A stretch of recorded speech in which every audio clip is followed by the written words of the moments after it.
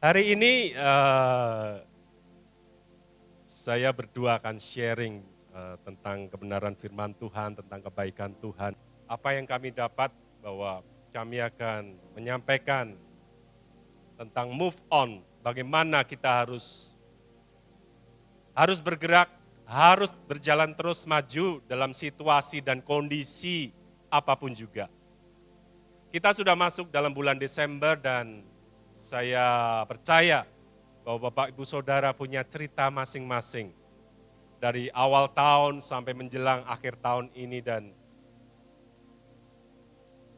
seringnya di awal tahun kita berjanji kepada Tuhan. Kita punya komitmen kepada Tuhan dan ingin melakukan hal A, B, C, D. Dan tentunya itu hal yang lebih baik, progres dalam kehidupan setiap kita. Tapi menjelang akhir tahun gini kita terus merenung, apakah komitmen kita, apakah keinginan kita, janji-janji kita khususnya kepada Tuhan sudah terrealisasi atau benar-benar kita sudah lakukan atau belum. Menjadi pertanyaan, tentunya menjadi pertanyaan buat Bapak, Ibu, Saudara, dan saya. Saya sendiri masih dalam pergumulan, dalam doa.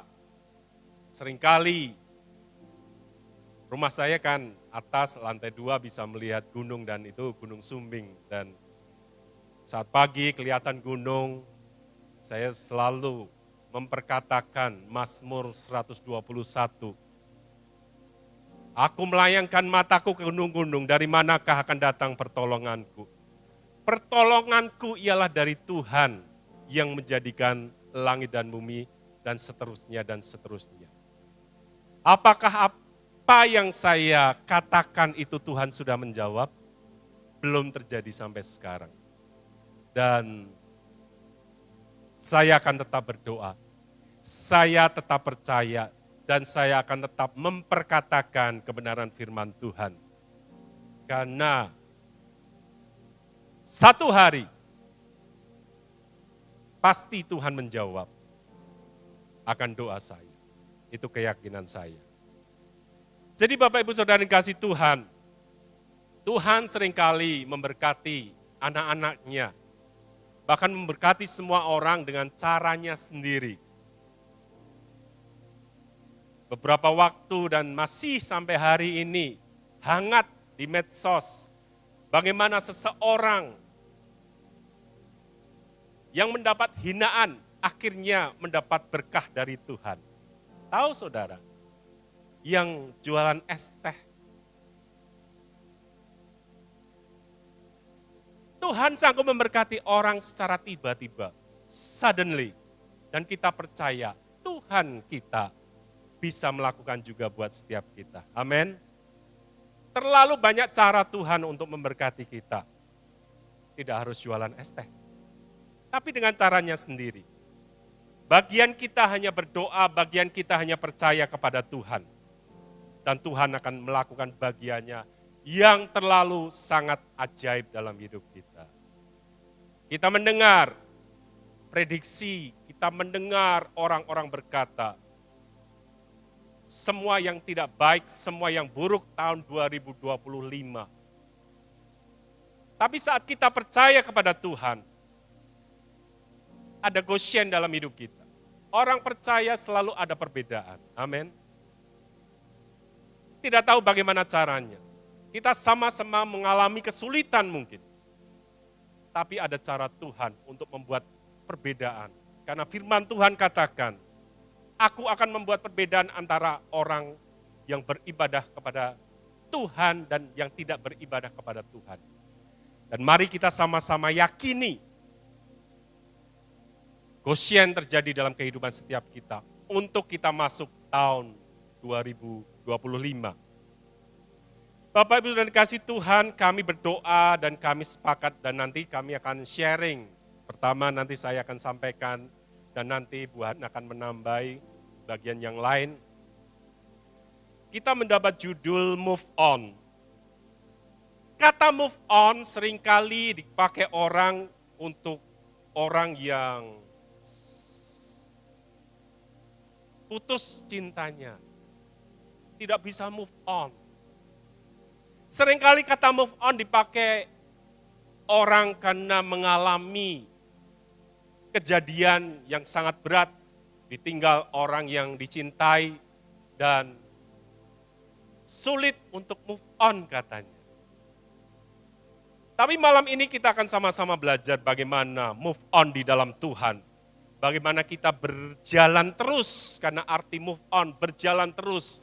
Arti move on kita bergerak, dan itu bergerak dan berjalan di dalam Tuhan.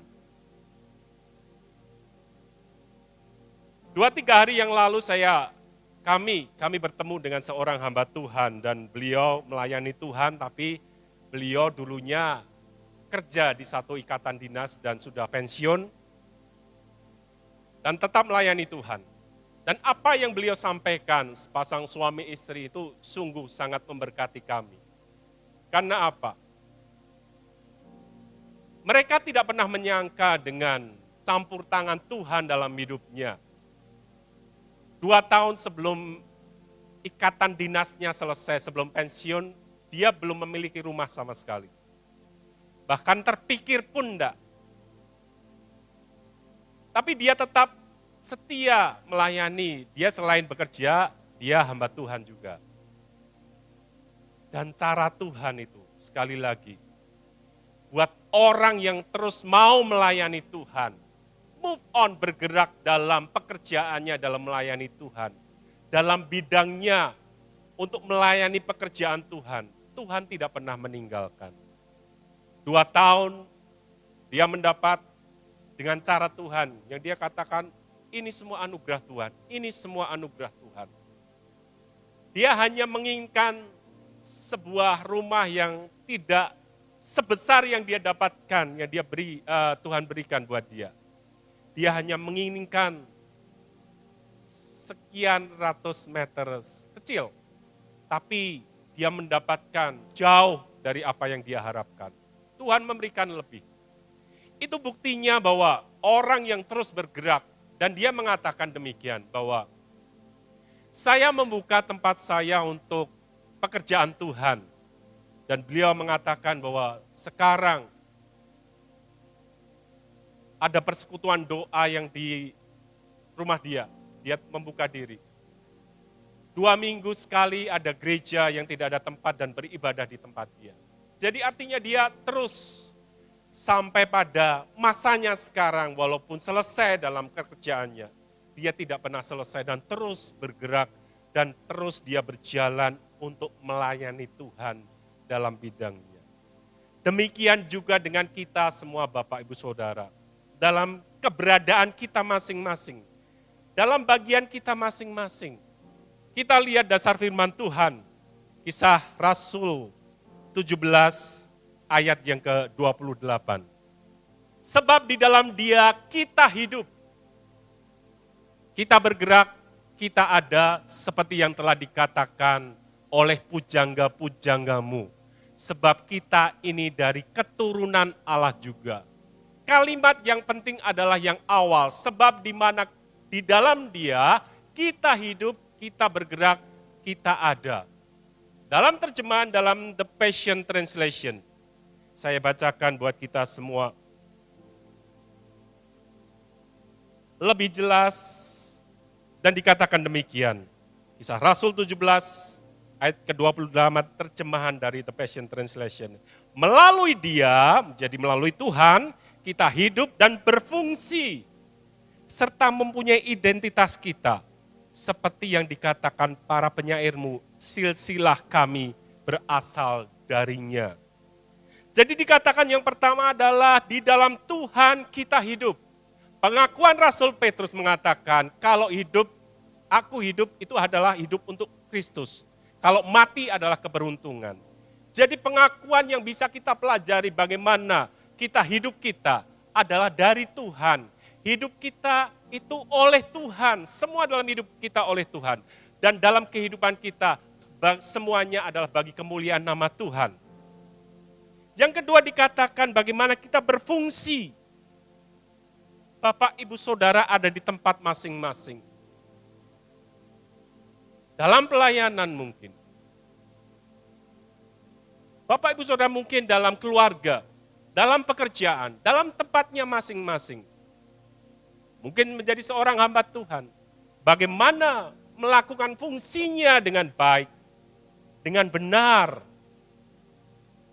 Dan dikatakan bagaimana yang ketiga adalah mempunyai identitas dalam hidup kita. Identitas kita sebagai orang percaya.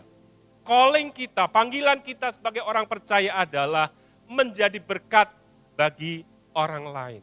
Bagi semua orang. Supaya apa? Supaya nama Tuhan dipermuliakan dalam kehidupan setiap kita.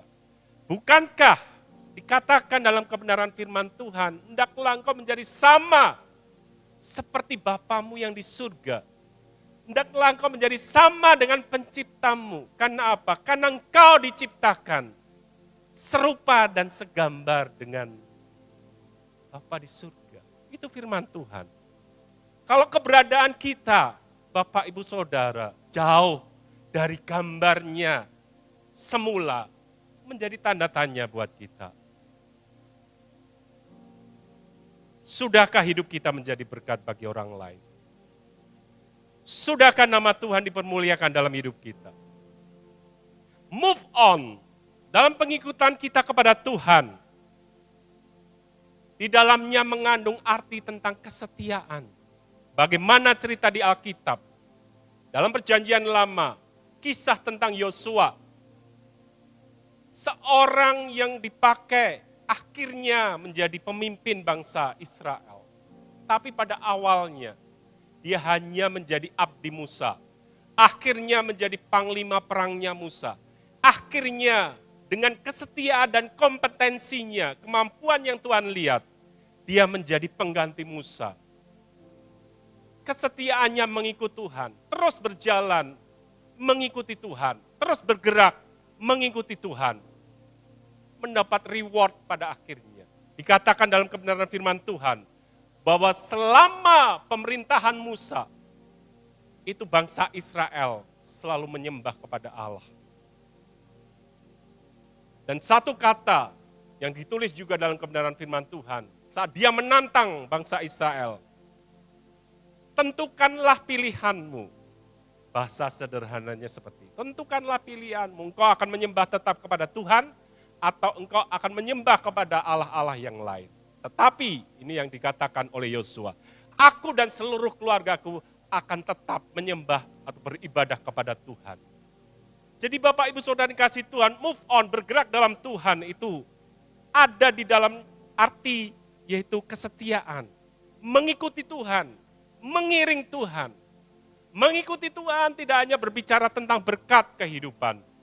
Yang sekarang banyak sekali orang menginginkan mengikut Kristen, ya ada berkat.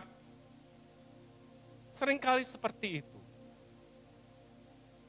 Tapi kita belajar juga bagaimana move on, ikut Tuhan, move on di dalam Tuhan.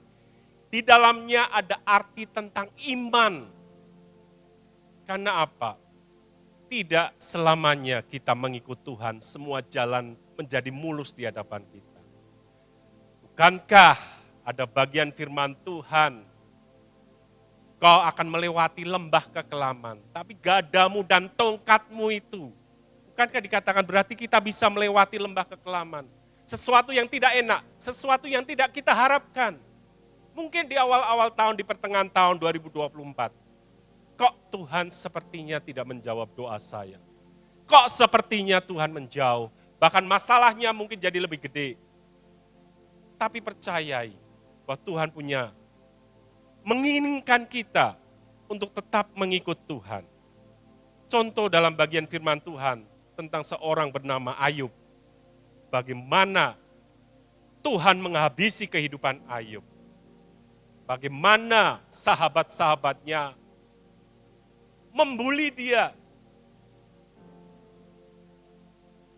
Bagaimana hidupnya yang dia merasa baik dan benar di hadapan Tuhan, saleh di hadapan Tuhan. Tapi Tuhan menentukan hal yang lain, penderitaan yang dia alami. Tapi apa yang dikatakan oleh Ayub? Ayub 23 ayat yang ke-11 dikatakan demikian. Kakiku tetap mengikuti jejaknya. Aku menuruti jalannya dan tidak menyimpang. Ayub tidak pernah mempedulikan apa yang Tuhan kerjakan dalam hidupnya, apa yang Allah kerjakan dalam hidupnya. Semua yang buruk dia terima, tapi dia tetap percaya kepada Tuhan. Dan endingnya saudara bisa baca di bagian Ayub pasal yang terakhir, Tuhan membuat semuanya jadi baik. Bapak Ibu Saudara yang kasih Tuhan, move on, bergerak, berjalan, sampai mengalami perubahan-perubahan dalam hidup kita. Yang pertama adalah perubahan karakter dalam hidup kita. Itu yang utama. Tentang perubahan status ekonomi dalam hidup kita, itu adalah tingkatan yang kesekian. Tapi yang utama bagaimana kita menjalani perubahan dalam karakter hidup kita. Karakter memang sulit atau tidak bisa diubah. Setidaknya karakter kita bisa terbentuk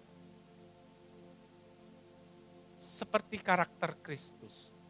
Itu yang menjadi pokok sebetulnya dalam kehidupan setiap anak Tuhan.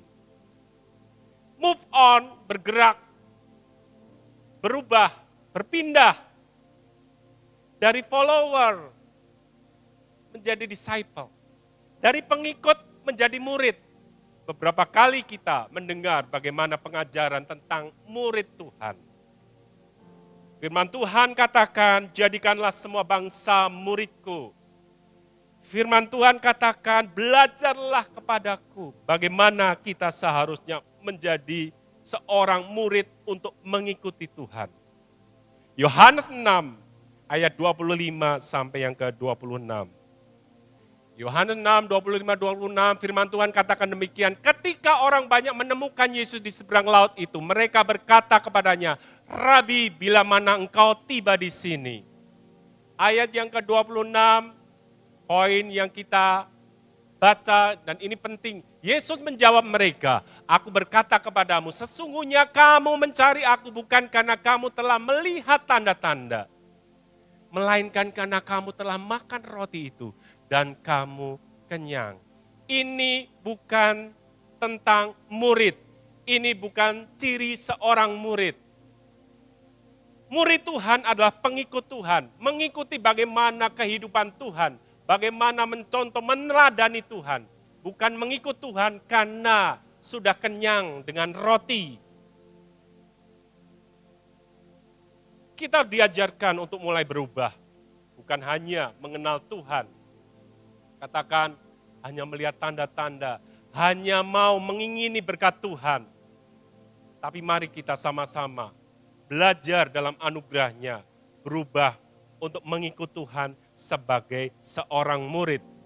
Murid adalah bukan orang kebanyakan. Dikatakan dalam kebenaran firman Tuhan, bahwa orang banyak berbondong-bondong. Murid bukan orang yang berbondong-bondong. Murid adalah orang yang khusus. Murid adalah orang yang dipilih Tuhan di awalnya. Satu ayat lagi sebelum saya kasih kesempatan buat Bu Hana untuk menambahkan. Matius 4 ayat 23, 25 dan Matius 5 ayat 1 sampai yang ke-2. Matius 4, 23 sampai yang ke-25. Dikatakan demikian, Yesus mengajar dan menyembuhkan banyak orang. Yesus pun berkeliling di seluruh Galilea. Ia mengajar dalam rumah-rumah ibadat dan memberitakan Injil Kerajaan Allah serta melenyapkan segala penyakit dan kelemahan di antara bangsa itu. Maka tersiarlah berita tentang dia di seluruh Syria dan dibawalah padanya semua orang yang buruk keadaannya, yang menderita berbagai penyakit yang sengsara, yang kerasukan, yang sakit ayan, dan yang lumpuh, lalu Yesus menyembuhkan mereka. Ayat selanjutnya, pasal 5, ayat 1 sampai 2. Ketika Yesus melihat orang banyak itu, naiklah ia ke atas bukit dan setelah ia duduk datanglah murid-muridnya kepadanya. Maka Yesus pun mulai berbicara dan mengajar mereka, katanya, itu bagian pasal yang berkelanjutan dari Matius 4, 23, 25 dan dilanjut ke Matius 5 ayat 1 sampai 2. Di mana orang yang setelah menerima berkat kesembuhan yang dari Tuhan, mereka tidak terus mengikuti Tuhan karena Tuhan naik ke bukit dan siapa yang datang kepada Tuhan hanya murid-muridnya. Jadi Bapak Ibu Saudara yang kasih Tuhan, bagaimana mengikut Tuhan itu tidak hanya sebatas berkat yang dari Tuhan. Menjadi murid Tuhan adalah bagaimana kita melihat kehidupan Tuhan. Seperti tadi saya katakan, belajarlah kepadaku. Artinya belajar dengan kebenaran firman Tuhan. Karena firman Tuhan adalah Tuhan sendiri. Mengikut Tuhan tidak sebatas hanya berkat. Seperti Rasul Paulus katakan bahwa dia mengalami banyak kesulitan dalam pelayanannya, dalam kehidupannya bahkan. Tetapi apa yang dia katakan dalam mengiring Tuhan, dalam dia terus mengikut Tuhan, pada akhirnya dia katakan dengan imannya dia katakan satu hal yang luar biasa. Intinya bahwa penderitaan-penderitaan yang dia alami pada masa sekarang itu tidak sebanding, tidak selevel dengan kemuliaan yang nantinya akan diterima. Jadi pada saat Bapak Ibu Saudara dan saya mengikut Tuhan pada masa sekarang, melewati tahun 2024, semua tidak sesuai dengan apa yang kita inginkan, yang kita harapkan. Percayalah, saat kita terus bergerak, terus mendekat kepada Tuhan, kita terus berjalan melakukan bagian kita, percaya sesuatu yang ajaib. Karena apa? Karena Tuhan selalu merancangkan ke depan kita. Tuhan lebih tahu jauh di depan kita bagaimana kehidupan kita nantinya. Percayalah bahwa semuanya akan menjadi baik. Semuanya akan indah pada waktunya. Hanya perlu kekuatan, perlu anugerah yang dari Tuhan untuk tetap kita move on, untuk tetap kita terus berjalan mengiring Tuhan. Tuhan akan menyampaikan sesuatu buat kita semua. Tadi kita sudah dengar saudara bagaimana yang disampaikan Pak Indra, bagaimana kita harus tetap move on. Yaitu kita terus berjalan dan bergerak di dalam Tuhan. Amin.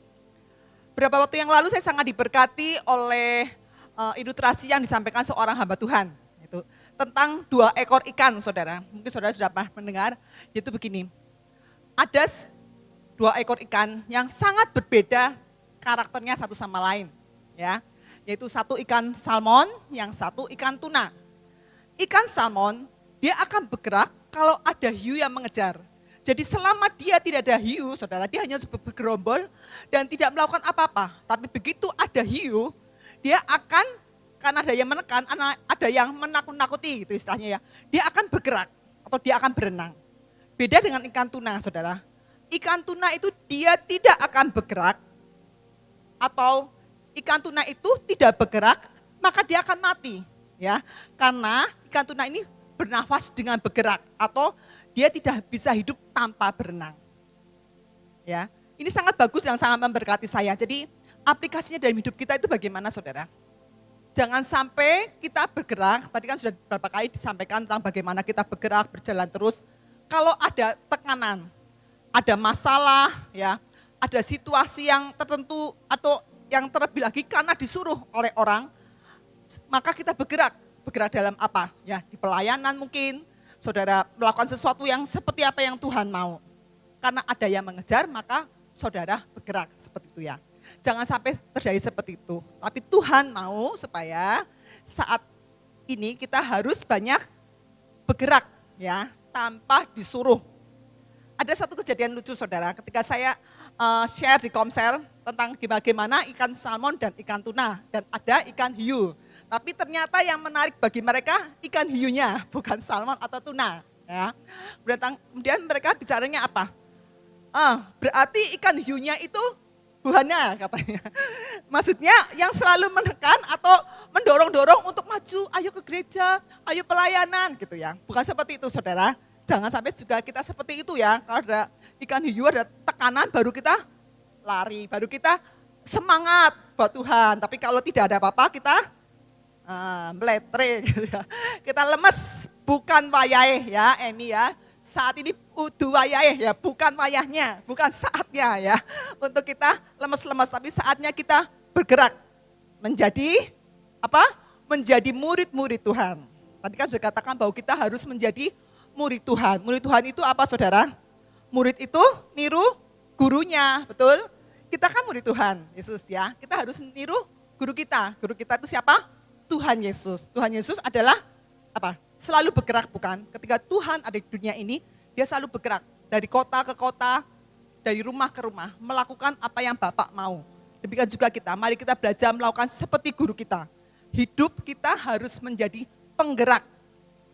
Atau menjadi, kalau seperti, kalau kereta itu kita tuh lokomotif, ya saudara.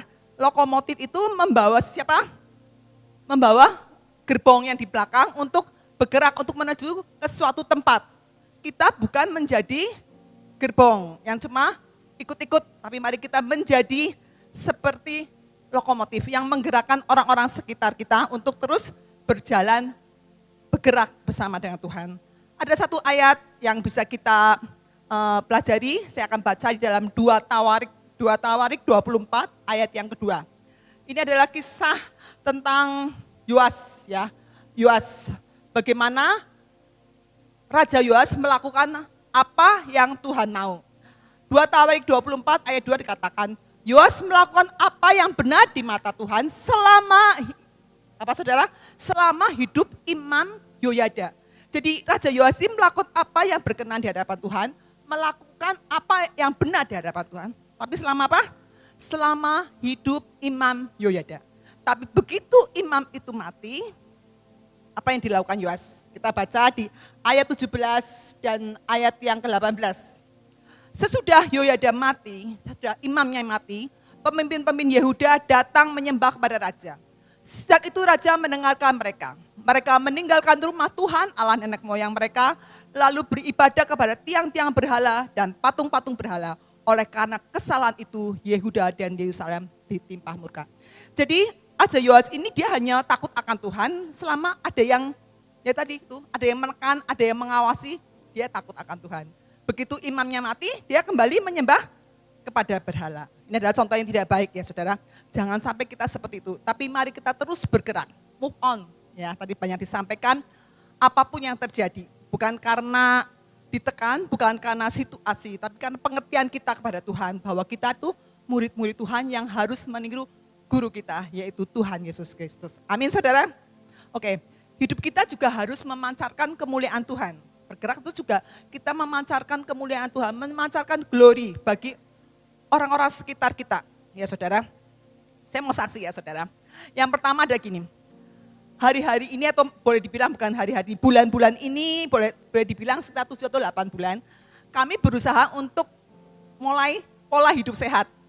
Makan sehat dan pola hidup sehat. Saudara tahu ya pola hidup sehat itu bagaimana, makan sehat itu bagaimana. Dan saya bersyukur bahwa apa yang kami lakukan itu meradiasi atau mempengaruhi, menularkan ke orang-orang sekitar kami. Kalau saudara melihat orang-orang Magelang sedang OTW menuju kurus, belum ya Emi ya. Orang Magelang harus kurus kalau tidak. Jadi sedang OTW menuju kurus karena apa saudara? Karena pola hidup sehat. Saudara, Anda atau saya adalah apa yang saudara makan gitu ya, kurang lebih seperti itu ya. Jadi saya dengan kesaksiannya bagaimana Meta kok hasil ceknya kalau nggak salah tinggi-tinggi gitu ya, trigliserida tinggi, kolesterol tinggi, kalau nggak salah seperti itu. Jadi saya juga wah pas ini, saya juga mau menyampaikan ini saudara. Memang betul kita tuh produk atau kita tuh hasil dari apa yang kita makan. Ketika kami mulai belajar hidup sehat, yang terjadi luar biasa saudara. Kalau tadi Meta bilang semuanya di atas angka normal. Kalau kami semuanya di bawah angka normal, puji Tuhan ya. Semuanya normal, dikasih normal, semuanya normal, tidak pernah dapat bintang ya. Karena kami ketika mulai belajar hidup sehat. Sebab hidup sehat itu ternyata tidak mudah saudara. Hidup sehat itu juga perjuangan saudara. Hidup sehat itu perjuangan, suatu kegerakan juga, bergerak juga itu. Hidup sehat, perjuangan, karena saya berpikir begini, orang ya saudara, kalau sehat, semua di sini yang masih sehat, yang masih muda-muda, punya banyak sekali keinginan. Ingin ini, ingin itu, pokoknya banyak sekali yang diinginkan. Tapi begitu sakit, inginnya cuma satu, apa? Sehat. Nah, jadi kita jangan sampai sakit, supaya keinginan kita cuma satu, sehat. Jadi betapa pentingnya hidup sehat, saudara. Mengatur pola makan, mengatur pola tidur dan semuanya. Kita harus menjadi sehat supaya kita bisa memuliakan Tuhan. Dan ternyata saudara, ketika kita mulai belajar hidup sehat, mulai belajar hidup benar, itu menular loh saudara. Karena saya sangat percaya segala sesuatu itu menular. Bukankah hidup ini kita tuh hanya tiru-tiru ya, kalau saya bilang. Orang seperti ini melu-melu, orang seperti ini ikut-ikut. Begitu ya saudara. Firman Tuhan itu kan katakan pergaulan yang baik merusak kebiasaan yang buruk. Berarti segala sesuatu itu sebenarnya berdampak bagi orang-orang sekitar kita. Nah, kita sebagai anak Tuhan, bagaimana kita bisa meradiasi atau memberikan pengaruh yang baik buat sekitar kita. Mungkin itu hanya salah satu contoh bagaimana kita bisa hidup sehat. Ternyata sekitar kita pun akan berusaha hidup sehat. Ada beberapa contoh di jemaat kami yang tadinya baik-baik saja, kemudian sakit. Sudah kita nasihati pola hidup sehat, olahraga dan sebagainya, tidak nurut. Tapi begitu dia sakit, akhirnya menurut, mau bergerak, mau olahraga, dan saya melihat ada perubahan. Ya, pola hidup sehat, juga olahraga, juga menjaga pola makan, dan semua itu untuk kebaikan kita semua. Ya, biar itu menjadi kesaksian buat kita. Yang kedua, saya mau saksi bagaimana yaitu apa yang terjadi di kami Magelang sekitar kalau saya hitung hampir 3 tahun atau 2,5 tahun lebih. Kami itu bergerak untuk memberkati kota. Kami doa dan kami dapat bahwa kami itu harus memberi makan orang-orang yang membutuhkan. Saya tahu ini tidak seberapa dengan semua penduduk Magelang yang ada, tapi ini adalah sebuah tindakan profetik kami untuk kami memberkati jiwa-jiwa. Sekitar 2,5 tahun kami melakukan ini saudara, yaitu kami memberi makan ke banyak jiwa-jiwa. Dan betul, apa yang kami lakukan itu berdampak meradiasi atau membuat organisasi atau orang-orang jadi meniru. Kami hanya melakukan seminggu sekali di hari Sabtu. Tapi ternyata sekarang, ya saudara, dari hari Senin sampai Rebo, selain Sabtu tuh masing-masing ada yang melakukan persis seperti kami. Waktu kami melakukan itu belum ada. Dan yang terakhir ternyata pemerintah juga akan melakukan. Ya. Pemerintah baru juga akan melakukan. Tapi bukan itu maksud saya, ketika kita melakukan dan ternyata itu memberkati banyak orang dan itu berdampak. Dan itu menyebabkan organisasi atau tempat lain juga membuka rumahnya untuk melakukan itu. Dan saya sangat bersyukur itu berarti kita menularkan sesuatu yang baik. Dan saya sangat bersyukur beda dengan semua itu juga adalah kegerakan yang kita lakukan. Selain kita memberkati, itu juga saya mengajak untuk jemaat, untuk orang-orang yang selama ini tidak mau bergerak gitu ya saudara. Tapi mereka mau bergerak dan saya melihat dengan mereka bergerak, mereka jadi semangat saudara. Mereka jadi mau melayani, mau lebih lagi sungguh-sungguh. Karena saya tahu ketika kita tidak mau bergerak, ketika kita mulai lemes-lemes di hadapan Tuhan ya, tidak bergerak itu menyebabkan rohani kita juga enggak semangat saudara. Saya selalu katakan pada jemaat di Magelang, setia untuk ke gereja, setia untuk beribadah ya. Kelihatannya itu hal yang sepele, tapi kalau sampai meninggalkan ibadah saja, saya lihat kerohanian mereka berapa bulan enggak ibadah itu sudah sangat berbeda ya. Tadi sudah dikatakan bahwa kita harus move on, kita harus terus berjalan bergerak bersama dengan Tuhan. Jangan sampai saudara kita kehilangan gairah kita kehilangan passion, semangat kita di dalam Tuhan. Roma 12 ayat 11, kita akan baca satu ayat, Roma 12 ayat yang ke-11, dikatakan Roma 12 ayat 11. Janganlah hendaknya kerajinanmu kendor, biarlah rohmu menyala-nyala dan layani Tuhan. Jelas-jelas Tuhan berkata bahwa kita tidak boleh menjadi kendor, kita harus terus menyala-nyala melayani Tuhan. Karena api ya saudara, passion di dalam hidup kita itu bisa jadi padam loh. Sangat mudah untuk menjadi padam karena tekanan ya, karena situasi dan semuanya. Kalau kita tidak menjaga api itu bisa menjadi padam. Tapi Tuhan katakan bahwa biarlah roh kita terus menyala-nyala dan terus melayani Tuhan. Karena saya tahu sebuah hubungan ya, itu perlu dijaga. Hubungan kita dengan Tuhan juga begitu ya saudara, harus dijaga.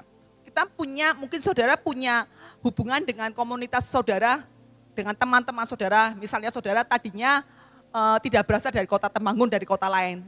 Ketika saudara meninggalkan kota itu atau komunitas saudara, itu kan perlu dijaga. Mungkin saudara sekali-kali ketemu atau sekali-kali saudara WA atau telepon, itu perlu dijaga hubungan itu. Tapi begitu saudara sudah mulai menjauh atau tidak menjaga, hubungan itu akan menjadi padam. Bukankah begitu? Juga di keluarga ya saudara, antara orang tua anak, antara kakak adik, itu semua itu perlu dijaga hubungan itu. Terus dibina, terus dijaga supaya terus berlanjut. Kalau kita sudah mulai renggang, itu kita akan kehilangan hubungan. Demikian juga dengan kita saudara, dengan Tuhan pun seperti itu. Kita harus terus menjaga hubungan kita. Karena apa? Karena iblis itu selalu inginkan supaya hubungan kita dengan Tuhan, supaya memadamkan roh kita. Iblis itu mau supaya roh kita padam karena masalah, karena tekanan, ya, karena himpitan, tapi juga karena berkat Tuhan. Saya lihat beberapa orang yang dulunya bermasalah, dulunya tertekan ekonominya. Begitu diberkati, dia sudah tidak lagi sungguh-sungguh, sudah tidak lagi mulai meninggalkan Tuhan, mulai meninggalkan pelayanannya. Jadi iblis bisa melewat tekanan, lewat masalah, juga lewat berkat, menyebabkan kita menjauh dari Tuhan. Tapi saya berdoa biar saat ini kita semua menjaga hubungan kita dengan Tuhan. Apapun yang terjadi dalam hidup kita, mari kita terus menjaga. Tekanan boleh ada, tapi mari kita kejar Tuhan. Kejar Tuhan itu seperti apa? Kejar Tuhan lebih dan lebih lagi. Seperti apa saudara cara kita mengejar Tuhan? Seperti perumpamaan janda, ya, janda yang miskinnya ingin dibela haknya oleh hakim yang lalim. Dikatakan bahwa hakim itu lalim, berarti dia itu jahat, dia itu tidak mempedulikan permintaan dari janda ini. Tapi ketika janda itu terus mendesak terus kepada hakim ini, akhirnya kan hakim ini mengabulkan apa yang menjadi keinginan janda ini.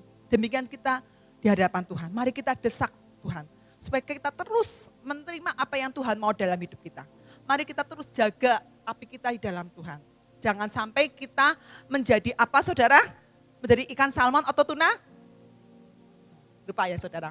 Jangan sampai kita menjadi ikan salmon yang hanya bergerak kalau ada hiu atau ada tekanan datang. Tapi mari kita menjadi seperti ikan tuna yang dia akan mati kalau tidak bergerak. Karena hidupnya itu dengan bergerak atau dengan berenang. Mari kita terus bergerak di hadapan Tuhan, supaya itulah yang akan menjadi hidup kita. Biar hidup kita meradiasi kemuliaan Tuhan, membawa kemuliaan Tuhan berdampak bagi orang-orang sekitar kita. Sehingga kalau orang lihat saudara itu ada sesuatu yang berbeda gitu loh. Ya, jangan sampai ada nggak sih orang lihat saudara itu dari suntek, nggak nyenengke ini orang gitu ya. Tapi biar orang melihat saudara itu pengennya ini pasti ada sesuatu di hidupnya. Kita tuh berdampak, bahkan kita bisa membawa mereka kepada Tuhan. Amin saudara. Satu bagian yang akan saya tambahkan sedikit bahwa apa yang sudah kami lakukan dalam kehidupan kami sudah menjadi habit atau kebiasaan tentang satu hal yang namanya decluttering. Ya. Mungkin saudara sudah pernah mendengar, tapi bagaimana kita harus melakukannya. Decluttering adalah artinya sebetulnya merapikan. Saya baca decluttering artinya adalah proses atau kegiatan menyortir dan menyingkirkan barang-barang yang tidak terpakai atau dibutuhkan.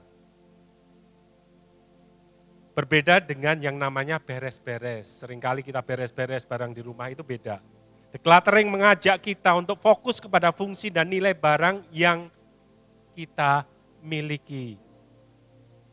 Jadi begini Bapak Ibu Saudara kasih Tuhan, seringkali kita tanpa sadar, pada masa sekarang tidak hanya orang tua, tapi seringkali orang itu menumpuk barang di rumah.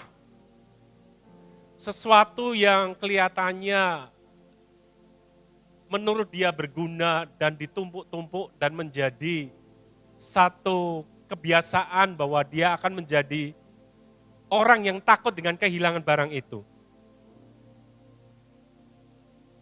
Decluttering ini merapikan. Itu artinya supaya kita untuk menghindari yang namanya juga hoarding disorder. Hoarding disorder itu apa? Itu adalah sebuah gangguan kepribadian, yaitu perilaku gemar menyimpan barang karena merasa akan berguna di kemudian hari, atau ada kenangan dengan suatu peristiwa dan merasa aman dengan dikelilingi benda-benda tersebut. Beberapa kali dan beberapa waktu kami sampaikan terus kepada jemaat, dan mereka mendengar, dan mereka mempraktekkan. Ada gambarnya dan mari kita sama-sama lihat bagaimana decluttering itu adalah mengubah semua, merapikan semua, bahkan membuang semua hal yang tidak penting, barang-barang di sekitar kita menjadi satu kondisi yang lebih rapi. Kan enak toh lihat yang sebelah kanan daripada sebelumnya. Satu kali pernah saya melihat tetangga di sebelah toko saya. Dan saya lihat begitu banyak barang, orangnya orang tua. Begitu banyak barang di rumahnya, sesuatu yang tidak terpakai menurut saya. Kaleng-kaleng, tas plastik, tas kresek, bungkus, semua ada. Jadi itu perlu untuk dibersihkan, perlu dirapikan, bahkan perlu dibuang. Saudara coba, saudara nanti pulang melihat rumah saudara. Melihat lemari pakaian saudara, coba saudara bisa mulai melihat, menyortir. Mana yang tidak sudah terpakai, mana yang masih suka, bisa dipisahkan. Bisa dirapikan kembali. Dan itu akan membuat, kalau saya katakan membuat energi yang positif itu akan muncul.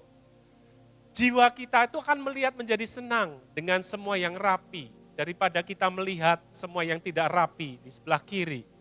Karena apa? Karena yang sebelah kiri ketidakrapian itu bisa membuat orang menjadi sakit. Saya ada lihat jemaat di Magelang, rumahnya sangat berantakan. Dan seringkali memang dilihat bahwa orang itu seringkali sakit jasmani dalam hidupnya.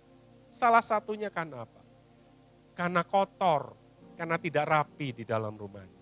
Bagaimana memulainya? Bagaimana memulainya? Satu hal yang mudah, coba buka lemari pakaian saudara, keluarkan semua. Lihat, kalau saudara sudah punya pasangan, lihat. Ngomong sama pasangan saudara, sama orang tua saudara, mana yang kira-kira masih bisa dipakai dan saudara suka, dan pisahkan. Mana yang kira-kira saudara sudah tidak suka, sudah kekecilan, mosok. Saudara masih menyimpan, mungkin orang tua menyimpan pakaian anaknya sampai keturunan kesekian untuk diwariskan ke cucunya. Coba saudara melihat dapur saudara. Melihat mana yang penting, mana yang tidak penting. Melihat gudang saudara, melihat semuanya di sekitar saudara. Banyak ternyata yang tidak penting dan perlu kita singkirkan dan perlu kita buang. Kita donasikan, kita bagikan. Tapi yang menjadi pesan buat saya adalah biar kalau saudara melakukan itu dengan kesepakatan. Suami istri jangan langsung membuang barangnya suami, barangnya istri. Orang tua dengan anak jangan langsung dibuang barangnya, disingkirkan tanpa sepengetahuan pemilik akan menjadi masalah besar. Jadi coba itu yang kami tekankan supaya ada perubahan dalam kehidupan jemaat.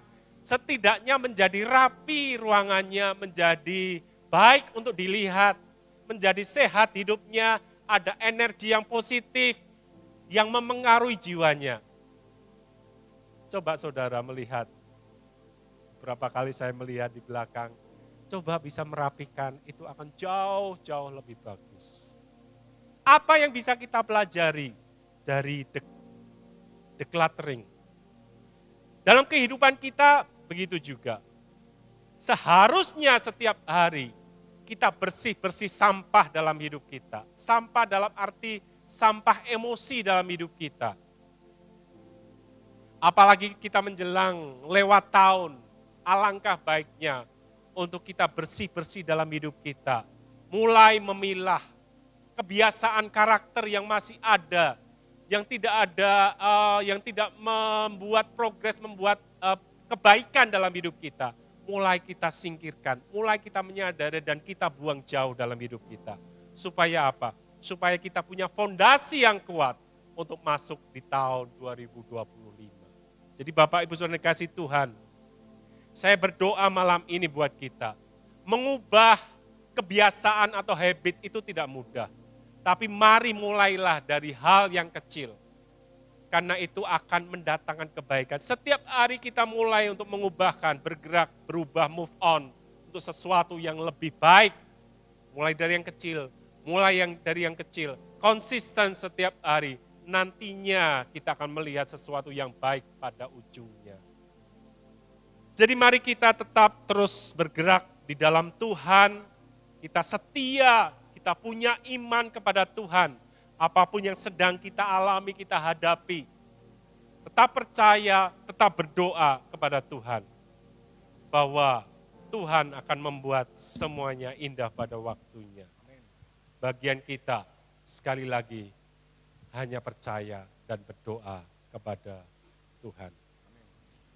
Terima kasih dan kami bersyukur Tuhan untuk semuanya. Engkau mengajarkan kami Tuhan untuk terus bergerak. Untuk terus berjalan maju Tuhan dan tidak pernah mundur kami dalam mengiring Engkau. Kami tahu hanya di dalam Engkau Tuhan semuanya ada. Hanya di dalam Engkau semuanya tersedia Tuhan. Mampukan setiap kami. Karena kesanggupan kami adalah pekerjaan. Kami tidak mampu tanpa Engkau Tuhan. Terima kasih dan terima kasih. Terus Tuhan Engkau yang ada menyertai, membentuk, membuat Tuhan semua umat-Mu menjadi makin bertumbuh dewasa di dalam iman, dalam pengenalan kepada Engkau Tuhan. Terima kasih, terima kasih. Semuanya karena Engkau, semuanya oleh Engkau dan semuanya tentang Engkau Tuhan.